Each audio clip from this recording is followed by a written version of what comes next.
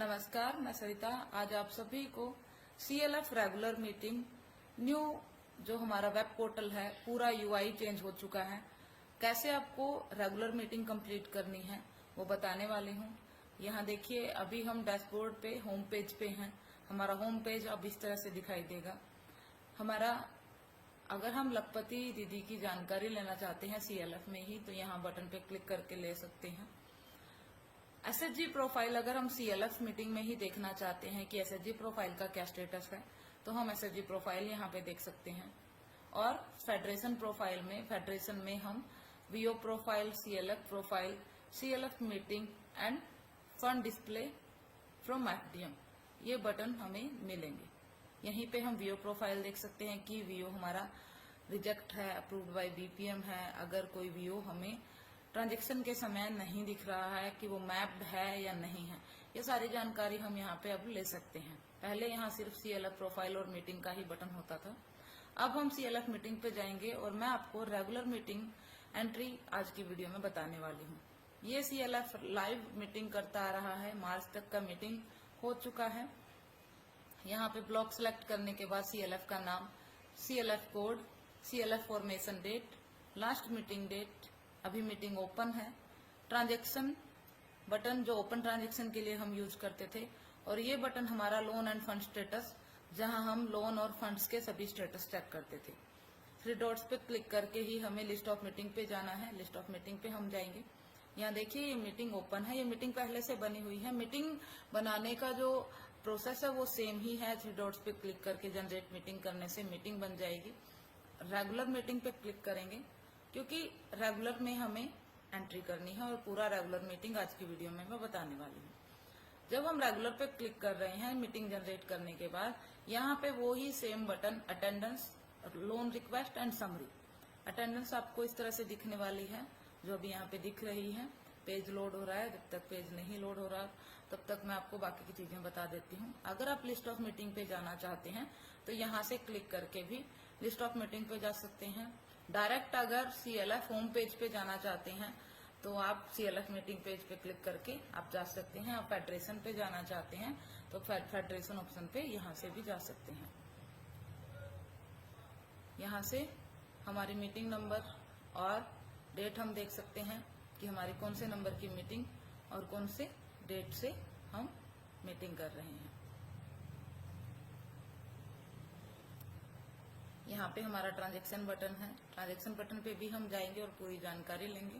Transaction button मैं page को refresh कर लेती हूँ, काफी समय लग रहा है।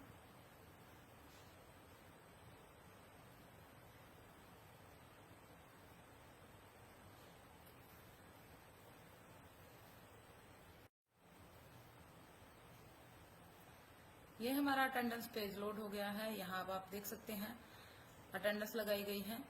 यहाँ पे आप सारे VO को एक साथ देखना चाहते हैं, जितने आपके CLF में VO हैं, तो क्लिक कर लीजिएगा तो सभी VO की लिस्ट आपको यहाँ पे दिखाई देगी। इस CLF में काफी सारे VO हैं तो उनका अटेंडेंस यहाँ मार्क पहले से कर दिया गया है। जो भी VO प्रेजेंट नहीं होगा उसको एब्सेंट मार्क करिएगा और नीचे सबमिट बटन पे क्लिक कर दीजिएगा। अटेंडेंस हमारी सेव हो जाएगी। अगला बटन हमारा है लोन रिक्वेस्ट का। लोन रिक्वेस्ट पे जाएंगे और एक लोन रिक्वेस्ट करेंगे। मैं VO का लोन रिक्वेस्ट कर रही हूँ। यहाँ पे देखिए, मेंबर का भी लोन रिक्वेस्ट बन सकता है, SHG का बन सकता है, VO, अदर CLF और PGPE CHC। Add loan request button पे क्लिक करेंगे। यहाँ VO का नाम सिलेक्ट करेंगे। इस मीटिंग में कोई लोन नहीं दिया गया है, लेकिन मुझे आपको बस बताना है। मैं इसको बाद में डिलीट कर दूंगी। अभी मैं एक लोन रिक्वेस्ट बना रही हूँ CIF की। लोन रिक्वेस्ट डेट, यहाँ पे अभी देखिए, पहले सिर्फ एक ही डेट दिखती थी जो मीटिंग की डेट होती थी, लेकिन अभी आपको पीछे वाली डेट्स भी दिखेंगी। अगर बीच में भी पिछली मीटिंग और इस मीटिंग के दौरान कोई रिक्वेस्ट अगर आई है तो आप बैक डेट में भी रिक्वेस्ट बना सकते हैं और लोन डिसबर्स कर सकते हैं। मैं मीटिंग वाले डेट के दिन ही बना रही हूँ। वैलिडिटी कब तक वैलिड होगा? रिक्वेस्ट हम 20 मार्च को बना रहे हैं तो 20 जून तक ये वैलिड होगा रिक्वेस्ट। 1 लाख रुपए का मैंने रिक्वेस्ट बनाया। टेन्योर इन मंथ्स, ये आपके CLF में जो भी प्रैक्टिस है उतना आप टेन्योर लीजिएगा। आप कितने महीने के लिए लोन देते हैं उतना आपको सिलेक्ट करना होगा। सबमिट करते ही डेटा सेव्ड सक्सेसफुली का हमारे पास पॉपअप आ चुका है और हमारी लोन की रिक्वेस्ट भी बनकर हमारे सामने आ गई है। अब हम समरी चेक कर लेते हैं हमारा कैश बैलेंस और बैंक बैलेंस हमारा मैच हो रहा है या नहीं। यहाँ अटेंडेंस परसेंटेज साथ साथ दिखेगी और हमारी समरी हमें एक बार जरूर देख लेनी है ताकि हम अपनी कैश बुक के साथ मैच करते हुए ही हमारा डेटा लोकवेस एप्लीकेशन में कैप्चर करें।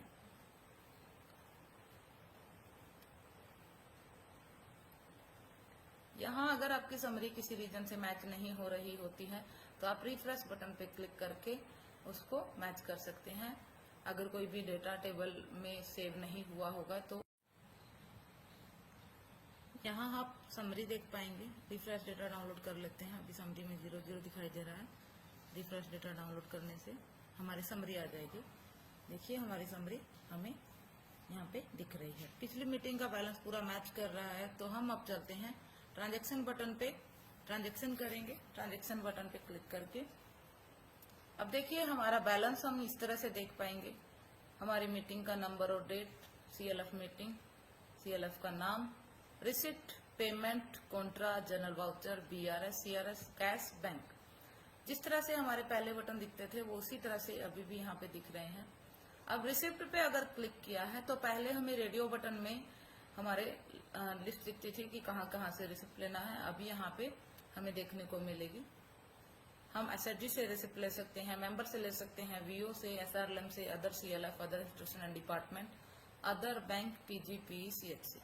हमारे वही ऑप्शन जो हमें रेडियो बटन में दिखते थे अब हमें वो ड्रॉप डाउन लिस्ट में दिखेंगे। हमें VO से रीपेमेंट लेनी है तो VO सेलेक्ट किया मैंने, लिस्ट ऑफ VO। आजादी महिला ग्राम संगठन से हमें रिसिप्ट लेनी है। यहाँ पे ऐड रिसिप्ट बटन पे क्लिक करेंगे। रिसिप्ट मोड कैश है। यहाँ कैश, बैंक, ऑनलाइन तीनों मोड दिए गए हैं जैसे पहले दिया हुआ था। जिस भी मोड में आपको रिसिप्ट रिसीव होगा आप यहाँ पे ले सकते हैं। हमें कैश में रिसीव हुआ है तो हम कैश ले रहे हैं। डेट हमारी है यही। आप डेट को चेंज भी कर सकते हैं अगर आपकी बैक डेट में कोई भी रिसिप्ट रिसीव हुई है, क्योंकि कैश में आया है तो मीटिंग की डेट ही मिला है। अगर आपको बैक डेट में भी कोई रिसिप्ट मिला है तो आप इन डेट्स पे क्लिक करके आसानी से एंट्री कर सकते हैं। अब हम नीचे की तरफ चलते हैं और अगले पेज की जानकारी लेंगे। यहाँ पे रिसिप्ट हेड सेलेक्ट करना है कि आपने लोन रिसीव किया है या अदर रिसीव किया है। हमने लोन का रिपेमेंट लिया है तो लोन रिसीव करेंगे। यहाँ हमें लोन नंबर देखने को मिलेंगे। इस ग्राम संगठन के 3 लोन हमारे जो जिसकी रिपेमेंट 30,000 रुपए में आई है। यहाँ पे लोन डिटेल्स आप देख सकते हैं। छोटा सा एक बटन आपको देखने को मिलेगा। जैसे मैंने लोन नंबर 31 सिलेक्ट किया, यहाँ पे क्लिक करके पूरी डिटेल आएगी कि लोन नंबर 31 का आउटस्टैंडिंग कितना है और कितना अमाउंट रिसीव किया है। यहाँ पे आप पूरी डिटेल देख सकते हैं। अब इस लोन का जो रिपेमेंट हमें रिसीव हुआ है इसको मैं क्लोज कर देती हूँ। इस लोन के लिए हमें अमाउंट जो रिसीव हुआ है वो यहाँ पे एंटर करना है। ये आपको करंट ड्यू दिखाई दे रहा है कि करंट ड्यू कितना है।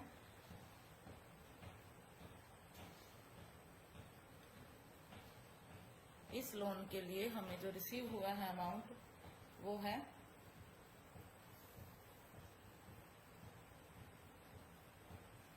10,500 रुपये। तो हम एंट्री करेंगे सेव रिसिप्ट। अगर आपको और भी लोन की रिपेमेंट सेव करनी है तो आप ऐड ड्रॉ कर सकते हैं। यहाँ पे ऐड ड्रॉ कर लेंगे। रिसिप्ट हेड लोन, यहाँ पे लोन नंबर सेलेक्ट करेंगे। यहाँ लोन का करंट ड्यू आपको दिखाई देगा। यहाँ पे करंट ड्यू दिखाई दे रहा है। यहाँ लोन की डिटेल दिखती है। 4 लाख का ये लोन है। जितना आउटस्टैंडिंग है उतना दिख रहा है। यहाँ पे अमाउंट एंटर करेंगे।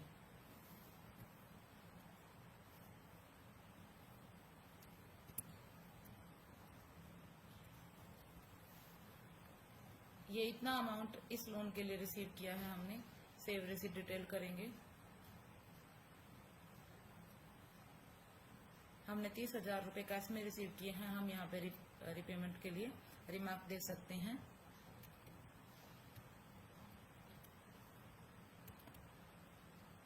रिमार्क देके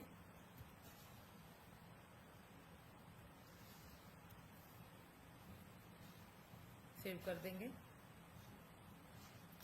इस तरह से हमारी लोन की रिपेमेंट हो जाएगी।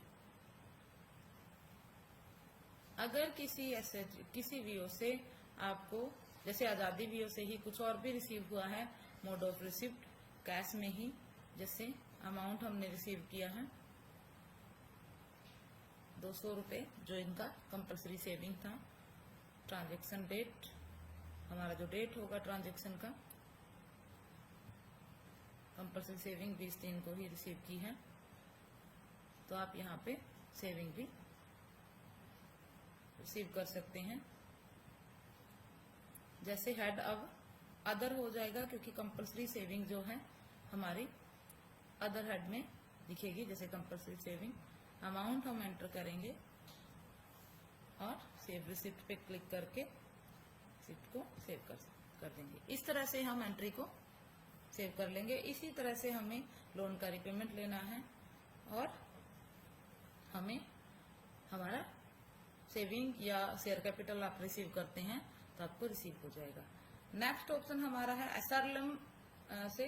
अगर आपको एसएचजी से रिपेमेंट मिली है तो भी इसी प्रोसेस से करना होगा, और मेंबर को अगर मेंबर से रिपेमेंट कर रहे हैं तो भी इसी तरह से हमें एंट्री लेनी होगी। एसआरएलएम सेलेक्ट करेंगे। एसआरएलएम से अगर कुछ भी रिसीव होता है तो सबसे पहले मोड ऑफ रिसिप्ट, जैसे ऑनलाइन अमाउंट जितना रिसीव किया है, मान लीजिए 1 लाख रुपए रिसीव किया है, receipt item, startup fund recurring, जो भी आपको रिसीव होगा आप वो हेड सेलेक्ट करिएगा। मैं आपको सिर्फ डमी एंट्री करके दिखा रही हूँ। सेव रिसिट डिटेल पे क्लिक करके आपको यहाँ पे ट्रांजैक्शन आईडी बैंक सेलेक्ट करते हुए एंट्री को सेव करना होगा। आप आसानी से एंट्री को सेव कर पाएंगे। नेक्स्ट चलते हैं। ये एसआरएलएम की एंट्री थी। अब हम अदर सीएलएफ से कुछ रिसीव करते हैं तो अदर सीएलएफ से भी हम रिसीव कर सकते हैं। अभी तो हमारे पास सारे ऑप्शन आ गए हैं। अगर एक सीएलएफ से दूसरे सीएलएफ में फंड भी जा रहा है तो फंड भी आसानी से हम ले सकते हैं। जैसे लिस्ट ऑफ सीएलएफ हमें यहाँ पे दिखाई देगी, और यहाँ पे अगर आप ब्लॉक सेलेक्ट करते हैं तो आपको पूरे डिस्ट्रिक्ट के ब्लॉक दिखने वाले हैं। जैसे किसी भी ब्लॉक में आप कोई भी एंट्री देना चाहते हैं तो आप आसानी से ले सकते हैं। जैसे चरखी दादरी ब्लॉक ने अगर कुछ जो ब्लॉक के सीएलएफ को कोई फंड दिया है तो आसानी से रिसीव किया जा सकता है। मैं सिर्फ आपको डमी एंट्री बता रही हूँ। आप रियल अगर आपको रिसीव हुआ है तो आप करिएगा। अगर आपको कोई रिसीव नहीं हुई है इस तरह की एंट्री तो आपको करने की जरूरत नहीं है। देखिए यहाँ आपको जैसे उड़ान सीएलएफ मैंने लिया,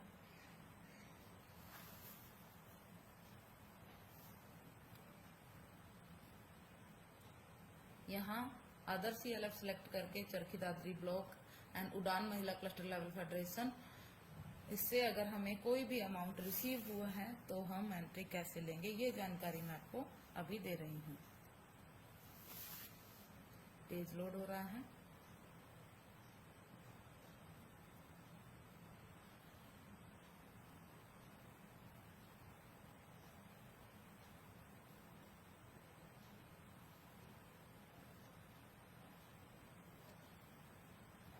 यहाँ पे किस मोड में रिसीव किया है मैंने ऑनलाइन सेलेक्ट किया। अमाउंट कितना रिसीव किया है, एग्जाम्पल के लिए मैंने 1 लाख ही किया। मीटिंग के दिन ही किया है ये एंट्री तो मीटिंग के दिन कर सकते हैं। अगर बैक डेट में भी किया है तो बैक डेट में भी ले सकते हैं। रिसिट हेड क्या रिसीव किया है, लोन का रिपेमेंट या अदर। लोन कोई चल नहीं रहा था, अगर अदर पे क्लिक करते हैं तो आपको फंड सोर्स में बहुत सारे फंड्स दिखाई देंगे।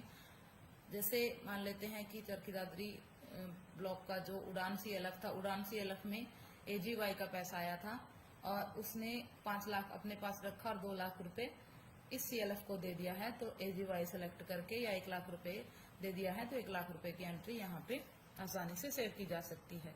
पहले ये ऑप्शन नहीं थे, अब ये ऑप्शन आ चुके हैं। जैसे सेव रिसीव डिटेल पे क्लिक करते ही आपको ट्रांजैक्शन ID देनी होगी, बैंक सेलेक्ट करना होगा और यहाँ पे रिमार्क देते हुए सेव करने से ये एंट्री आसानी से सेव हो जाएगी। ये मैं आपको बस बता रही हूँ कि एक CLF से दूसरे CLF में कोई भी फंड लिया जा सकता है। नेक्स्ट चलते हैं, रिसिप्ट पे ही चलते हैं। एक बार पेमेंट पे क्लिक करके फिर से रिसिप्ट पे आ जाते हैं ताकि अच्छे से और समझ आए कि रिसिप्ट फॉर्म में हम अगला ऑप्शन ले रहे हैं। रिसिप्ट फॉर्म में अदर CLF हमने कर लिया। अदर डिपार्टमेंट और इंस्टीट्यूशन से अगर आपको कुछ मिलता है तो institution, other institution and department select करिएगा। यहाँ से भी आप एंट्री आसानी से ले सकते हैं। अदर पे क्लिक कर लेते हैं। ये सभी ऑप्शन उसी तरह से हैं जैसे पहले दिख रहे थे। यहाँ पे सबसे पहले मोड सेलेक्ट करना होगा। मान लीजिए कैश, अमाउंट 1000 रुपए, रिसीव्ड फ्रॉम। यहाँ पे लिखा जा सकता है कि कहाँ से रिसीव किया है। जिससे भी, जहाँ से भी रिसीव किया होगा वहां से आप उसका नाम टाइप करके लिख सकते हैं। अभी मैंने कुछ डमी टाइप किया। यहाँ पे other, interest received other, rent received other income, income from investment, TDS refund received other income, ये सभी ऑप्शन है। जैसे अगर आपका CLF कोई बिजनेस कर रहा है, सेल्स इन्वेंट्री, परचेज इन्वेंट्री, ये सेल्स, अगर कुछ आपको इनकम के, जैसे सेल्स इन्वेंट्री, आपने कुछ इन्वेंट्री सेल किया है तो आप यहाँ पे एंट्री ले सकते हैं। आपको कुछ अदर इनकम हुई है तो आप यहाँ पे ले सकते हैं। आपके CLF में कोई सामान है जिसको आप रेंट पे देते हैं तो रेंट रिसीव कर सकते हैं। ये अदर से सारी एंट्रियां हैं। जैसे 1000 रुपये आपने रेंट रिसीव किया है, सेव रिसीव डिटेल पे क्लिक करके आपको रिमार्क अगर देना है तो दीजिए और सेव बटन पे क्लिक कर दीजिए। आसानी से आप एंट्री को सेव कर लेंगे। नेक्स्ट चलते हैं। नेक्स्ट है बैंक। बैंक से हमें बैंक इंटरेस्ट मिलता रहता है और बैंक इंटरेस्ट की एंट्री जब हम करेंगे तो सबसे पहले हमें यहाँ IFSC कोड देना होता है। फिर बैंक नेम हम सेलेक्ट कर लेंगे और ब्रांच नेम सेलेक्ट कर लेंगे। तो जैसे ही हम ये सेलेक्ट करेंगे तो यहाँ रिसिप्ट आइटम में ऑनलाइन मोड में हम यहाँ जितना अमाउंट रिसीव करेंगे उतना अमाउंट ले लेंगे जितना हमें बैंक इंटरेस्ट के रूप में मिला होगा। यहाँ पे interest received on FD and SB amount enter करके सेव करेंगे तो आसानी से सेव कर सकते हैं। आपको यहाँ पे CLF का IFSC कोड देना होता है। जैसे ही CLF के बैंक अकाउंट का IFSC कोड देते हैं तो यहाँ बैंक और बैंक ब्रांच आप सिलेक्ट कर सकते हैं। तो इस तरह से आप इंटरेस्ट की एंट्री ले सकते हैं। अगला ऑप्शन, लास्ट ऑप्शन हमारा है PGPCHC। अगर आपके CLF से PG को लोन दिया गया है तो PG से रिपेमेंट लेना है तो यहाँ से हम ले सकते हैं। PG का, अगर आपका कोई नया PG बनता है और आप नाम ऐड करना चाहते हैं तो यहीं पे आपको PG का नाम ऐड करने का ऑप्शन मिलेगा।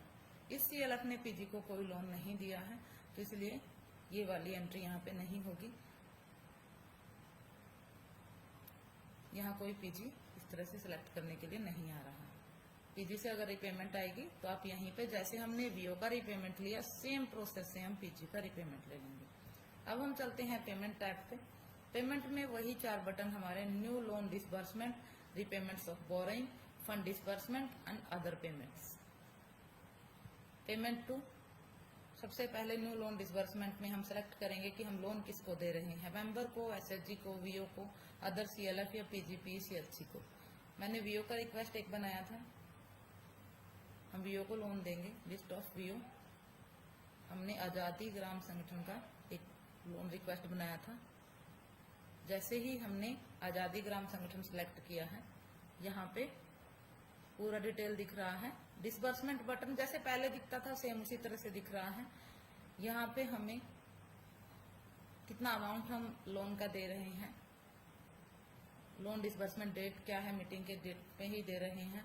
इंटरेस्ट कब से इफेक्ट होगा, जिस डेट से इंटरेस्ट इफेक्टिव डेट में, जिस डेट में भी पैसा हमारा वहां चला जाएगा उसी डेट से हम करेंगे।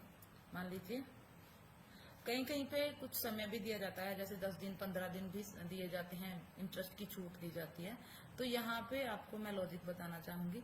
जैसे 20 तारीख की मीटिंग में हम लोन डिस्बर्स कर रहे हैं, तो 15 दिन तक का समय यहाँ पे एप्लीकेशन देगी। देखिए 15 दिन का 20/3/2026 से लेकर 4 अप्रैल तक की डेट दिख रही है कि इंटरेस्ट इस डेट तक इफेक्ट कर सकता है, क्योंकि बहुत सारे सीएलएफ ने नियम बना रखा है कि वो 10 दिन तक 15 दिन तक इंटरेस्ट नहीं लगाएंगे, ताकि जिस मेंबर तक पैसा पहुंचना है पहुंच जाए और जब वो इंटरेस्ट देने लगे तो आसानी से इंटरेस्ट दे पाए। तो इसलिए यहाँ 15 दिन की डेट पहले से दिखती है। अगर आपके सीएलएफ में इस तरह का छूट दी जाती है 10 या 15 दिन की, तो आप आसानी से ले सकते हैं। और अगर आपके यहाँ पे कोई छूट नहीं दी जाती तो सेम डे से भी आप इंटरेस्ट लगा सकते हैं। मोरेटोरियम पीरियड्स, अगर आप मोरेटोरियम देते हैं, कुछ महीनों की छूट देते हैं, तो आप यहाँ दे सकते हैं। स्टार मार्क नहीं है। अगर आप मोरेटोरियम नहीं देना चाहते तो आप इसको 0 भी कर सकते हैं। मोरेटोरियम का मतलब ये हुआ कि अप्रैल से किस्त ना लेकर, इंस्टॉलमेंट ना लेकर आप मई से जून से 2 महीने का या 3 महीने का आप छूट दे रहे हैं, तो आप यहाँ पे मोरेटोरियम दे सकते हैं। ईएमआई स्टार्ट डेट, ईएमआई कब से स्टार्ट करेंगे? 20 मार्च को लोन दे रहे हैं, तो 20 अप्रैल से ही हम लोन का ईएमआई स्टार्ट कर रहे हैं। अगर आपको छूट देनी है, जैसे मोरेटोरियम अगर आप देते हैं, तो ये अगले महीने से भी स्टार्ट हो जाएगा। Loan type fixed principle based, interest rate 6%, tenure 20 हमने पहले से ही बनाया था। नेक्स्ट पेज पे जाने के बाद हमारा शेड्यूलर जनरेट हो जाएगा। शेड्यूलर को ध्यान से चेक करते हुए आप नेक्स्ट पेज पे जाएंगे। सेव भी हो गया है अपने आप ही, शेड्यूलर हमारा डाउनलोड हो गया है। और यहाँ पे आप चेक नंबर, आप चेक गिवन डेट, जो डेट थी चेक की वो, transaction date, account number select करके आप एंट्री को सेव कर सकते हैं और आपका एक लोन डिसबर्स हो जाएगा। इस तरह से हमें एक लोन डिसबर्स करना है। मैं डिसबर्स नहीं कर रही हूँ क्योंकि लाइव डेटा है, मैं सिर्फ आपको प्रोसेस बताती जा रही हूँ, तो प्लीज प्रोसेस को ध्यान से समझिए। हम पेमेंट्स पे हैं, रीपेमेंट्स ऑफ बोरोइंग। अगर आपके सीएलएफ ने किसी दूसरे सीएलएफ से लोन ले रखा है, जैसे एसवीपी ब्लॉक जो भी हैं, ओएसएफ जो ब्लॉक हैं, उन्होंने सीईएफ का लोन नोडल सीएलएफ से लिया हुआ है, तो पेमेंट में वो रीपेमेंट्स ऑफ बोरोइंग जरूर करते हैं। तो पेमेंट्स में अदर सीएलएफ हो सकता है, अदर इंस्टीट्यूशन डिपार्टमेंट या बैंक से अगर लोन चल रहा है, तो ये तीनों ऑप्शन है। अदर सीएलएफ से अगर लोन चल रहा होगा तो आप यहाँ पे अदर सीएलएफ सेलेक्ट कर लेंगे।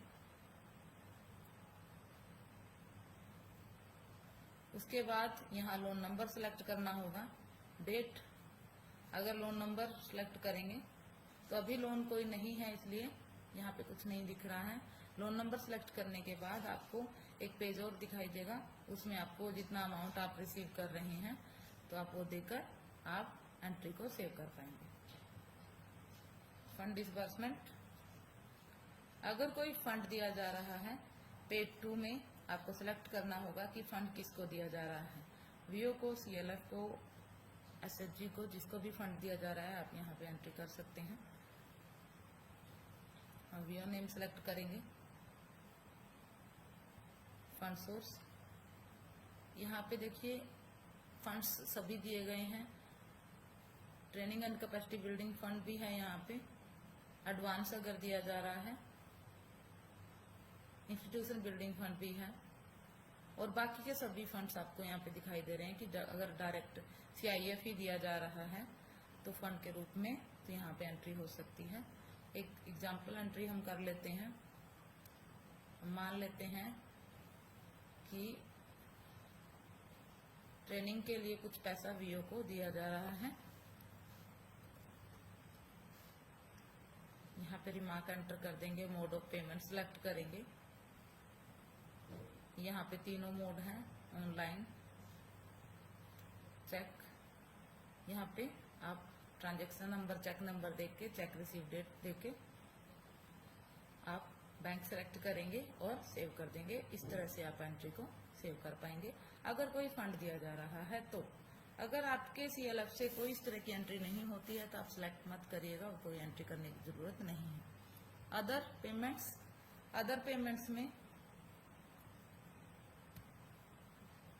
अदर पेमेंट्स में हमारे सभी ऑप्शन हैं। मेंबर को अगर कोई अदर पेमेंट्स की जा रही है, SHG को की जा रही है, VO को, अदर इंस्टीट्यूशन एंड अदर। हमारे जो सबसे इम्पोर्टेंट ऑप्शन यहाँ पे है वो है अदर। VO और SHG को भी अगर कोई अदर पेमेंट की जा रही है तो की जा सकती है, लेकिन यहाँ पे हमारे सारे एक्सपेंडिचर हमें देखने को मिलेंगे। मीटिंग खर्च, ऑडिट खर्च, बैंक चार्जेस, इंटरेस्ट, सब कुछ आपको यहाँ पे देखने को मिलने वाला है। देखिए यहाँ पे कुछ नए ऑप्शन भी है, staff and book keeper salary. यहाँ पे एक आध चीज और मैं बता देती हूँ, अगर आप कुछ ऑनरेरियम रिसीव करने के बाद ही पेमेंट करते हैं, आप पहले अमाउंट को रिसीव करते हैं और फिर देते हैं, तो आप इस ऑप्शन को सेलेक्ट करेंगे।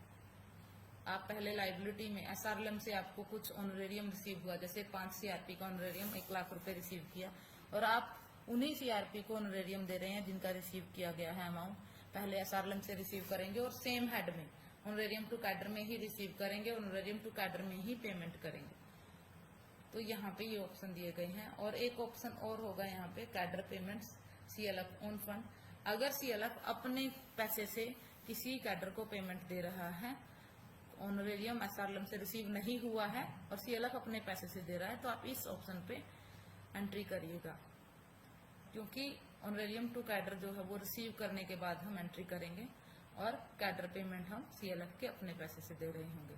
एंट्री बहुत आसान है। यहाँ पे सिलेक्ट करिएगा कि आपके क्या एक्सपेंडिचर है। जैसे बैंक चार्जेज हैं तो बैंक चार्जेज, मीटिंग एक्सपेंस है तो मीटिंग एक्सपेंस, पे टू किसको पे किया गया है, जिस तरह से पहले से करते थे, जिसके भी नाम चेक दिया गया है या कैश अमाउंट दिया गया है कुछ खर्च के लिए, उसका नाम आप यहाँ टाइप कर सकते हैं। मैंने कुछ डमी टाइप किया, और यहाँ पे कितना अमाउंट आपने एक्सपेंडिचर किया है मीटिंग के लिए वो अमाउंट दे दीजिएगा। रिमार्क यहाँ दे दीजिएगा। फिर उसके बाद आपको मोड सेलेक्ट करना होगा। कैश मोड में अगर दिया है तो बस ये रिमार्क देकर, रिमार्क अगर देना चाहें तो दीजिए और नहीं तो सेव कर दीजिए, तो आपकी एंट्री सेव हो जाएगी। जितने भी एक्सपेंडिचर आपके हुए होंगे इस तरह से आप एक एक करके एक्सपेंडिचर एंट्री करेंगे। हमारा पेमेंट्स का जो पूरा जो टैब है, चारों हमारे कंप्लीट हो चुके हैं। New loan disbursement, repayments of borrowings, fund disbursement and other payments. Contra पे चलते हैं। कॉन्ट्रा एंट्री में वही है, डिपॉजिट, विड्रॉल्स एंड ट्रांसफर। अगर आप कुछ अमाउंट डिपॉजिट करना चाहते हैं तो बैंक सेलेक्ट करके यहाँ पे अमाउंट दीजिएगा और यहाँ पे सबमिट कर दीजिएगा। उसके बाद अगर आप विड्रॉल करना चाहते हैं तो सेम बैंक सेलेक्ट करिएगा, अमाउंट दीजिएगा, सबमिट कर दीजिएगा। और अगर आप बैंक टू बैंक ट्रांसफर करना चाहते हैं उसके लिए सबसे पहले तो आपके CLF में 2 अकाउंट होने चाहिए, तभी आप अकाउंट टू अकाउंट ट्रांसफर कर सकते हैं। तो पहले यहाँ इस CLF में एक ही अकाउंट है तो इसलिए ट्रांसफर एंट्री नहीं होगी। अगर आपके CLF में मल्टीपल अकाउंट है तो आप आसानी से एक बैंक से दूसरे बैंक में ट्रांसफर कर सकते हैं। जनरल वाउचर एंट्री, यहाँ पे पिछली गलतियों को सुधार किया जा सकता है, कोई भी एडजस्टमेंट की जा सकती है। रेक्टिफिकेशन ऑफ जर्नल एंट्री, यहाँ पे संशोधन किया जा सकता है एंट्रियों में। सबसे पहले मैंने VO सेलेक्ट किया। ट्रांजैक्शन टाइप, आप किस तरह की एंट्रियों में ट्रांजैक्शन करना चाहते हैं, मतलब एडजस्टमेंट करना चाहते हैं। एग्जाम्पल के लिए कि कंपलसरी सेविंग आई थी राम VO की, श्याम VO पे एंटर हो गई। अभी मैं टोटल सेविंग सर्च कर रही हूँ, मैंने बिना डेट सेलेक्ट किए सेविंग सर्च की तो नीचे सारी सेविंग आ गई है। यहाँ पे आपको सेविंग यहाँ पे देखने को मिलेगी। अगर आप एडजस्टमेंट करना चाहते हैं, जैसे एडजस्ट पे क्लिक किया, यहाँ पे दूसरे VO का नाम सिलेक्ट करके, मान लीजिए, देखिए मैंने सिलेक्ट किया था, अभी मैं इस पेज को क्लोज करती हूँ, फिर मैं तो बताती हूँ आपको। जैसे ही हीर महिला ग्राम संगठन की 1000 सेविंग आई थी, लेकिन ये हीर की नहीं थी, किसी दूसरे VO की थी। हीर महिला ग्राम संगठन से सेविंग आई थी 1000 रुपये। एडजस्ट करना है, ये हीर VO की ना होकर किसी दूसरे VO की थी, तो आप दूसरा VO सेलेक्ट करके, रीजन सेलेक्ट करके, यहाँ पे रीजन है, रोंग एंट्री, एंड सेव कर देने से ये सेविंग दूसरे व्यू पे आसानी से ट्रांसफर हो जाएगी और कोई भी मीटिंग डिलीट करने की जरूरत नहीं होगी। और ये रेक्टिफिकेशन ऑफ जर्नल एंट्री, यहाँ पे आप हेड चेंज कर सकते हैं।